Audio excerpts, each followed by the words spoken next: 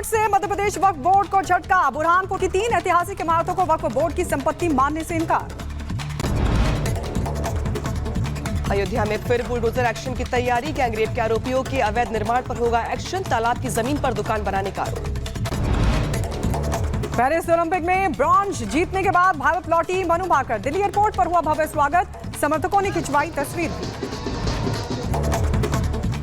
कांग्रेस नेता सलमान खुर्शीद का विवादित बयान। कहा, भारत में भी बांग्लादेश जैसे हालात, भारत का सिस्टम इसे रोक रहा, बांग्लादेश जैसा प्रसार नहीं हो रहा, अभी भी बहुत कुछ करने की जरूरत है। सलमान खुर्शीद के बयान पर बीजेपी का पलटवार। कहा, लोगों को भड़काने की कोशिश कर रही है कांग्रेस, भारत में भी उपद्रव फैलाने की साजिश। शेख हसीना के अगले ठिकाने पर सस्पेंस बरकरार। भारत में रुकेंगी या कहीं और जाएंगी, इसको लेकर सस्पेंस। फिलहाल इंडियन एयरबेस पर है शेख हसीना। बांग्लादेश में तख्ता पलट के बाद बड़ा फेरबदल। मोहम्मद वैनुल इस्लाम को नियुक्त किया गया।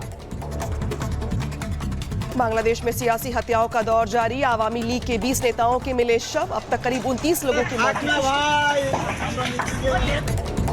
जम्मू कश्मीर विधानसभा चुनाव लड़ने के लिए वरिष्ठ पुलिस अधिकारी मोहन लाल ने दिया इस्तीफा। बीजेपी के संपर्क में है एसएसपी मोहन लाल।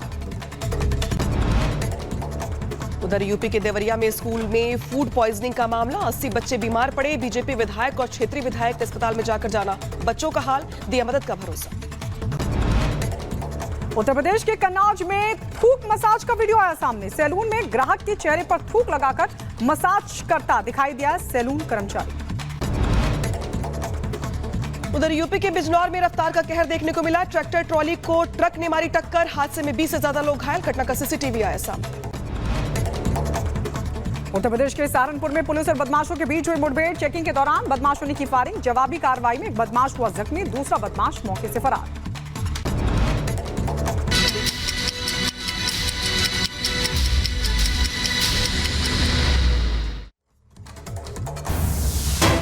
नमस्कार, स्वागत है आपका रिपब्लिक भारत पर। मैं हूं आपके साथ अनामिका सिंह काली। इस बुलेटिन में मेरे साथ गायत्री और सलोनी भी। पहले रुक करते हैं बड़ी खबर का। बांग्लादेश को लेकर सलमान खुर्शीद ने जो बयान दिया था उस पर उन्होंने कहा है दरअसल कि वो उनका निजी बयान था, जो निजी कार्यक्रम में दिया था।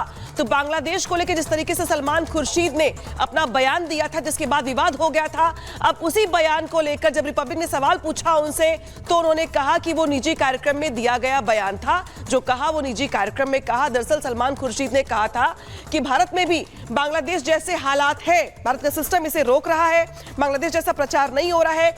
देखने में सब कुछ सामान्य लग रहा है। क्या कुछ कहा गया था उनकी और सब क्या सफाई दी जा रही है, जरा सुन लीजिए। What do you have to say about his speech on that?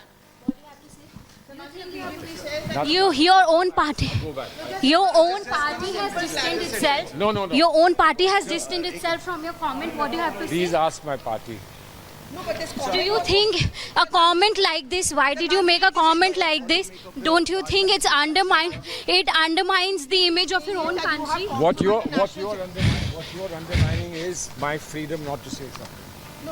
You have to be. If you made such a comment in a public platform, You should not be going anywhere to people that you abuse all the time. Please. Salman ji, you made a comment about your country like this in a public platform. What do you have to say about this? I say whatever I say in public, never in private.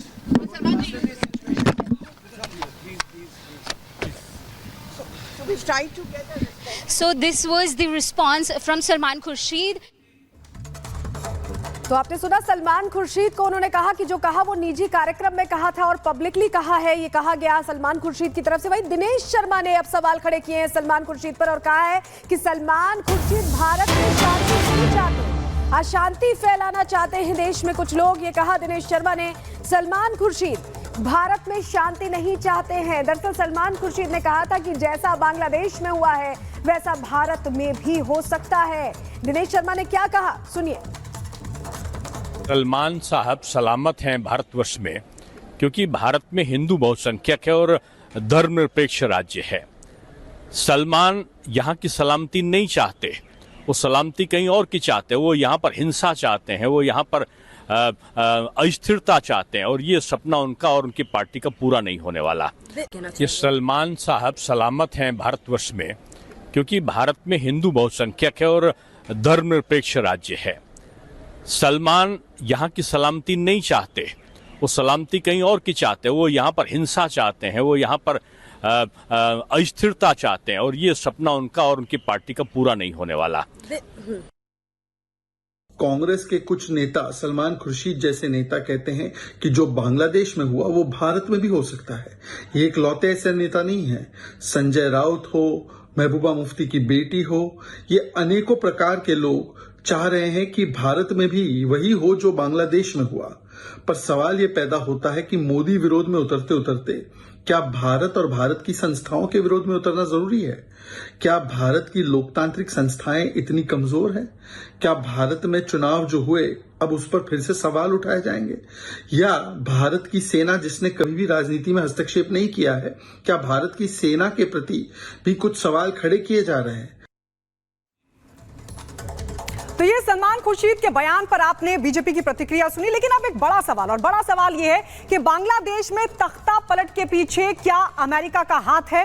क्या super power ने अपने मतलब के लिए इस तरीके का माहौल बनाया और बांग्लादेश में ये हालात पैदा किए?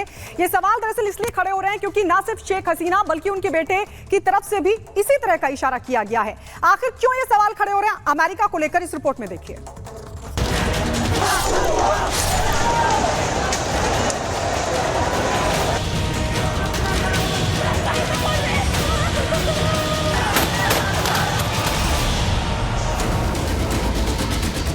आरक्षण, आंदोलन, हिंसा, इस्तीफा। पिछले 2 महीनों से बांग्लादेश में यही तो चल रहा है। 2 दिन पहले बांग्लादेश छोड़ चुकी शेख हसीना फिलहाल भारत में शरण लिए हुए हैं, लेकिन उनका भविष्य क्या होगा कोई नहीं जानता। भीड़ तंत्र ने लोकतंत्र की जिस तरह से हत्या की, उसके पीछे कई थ्योरी सामने आई है।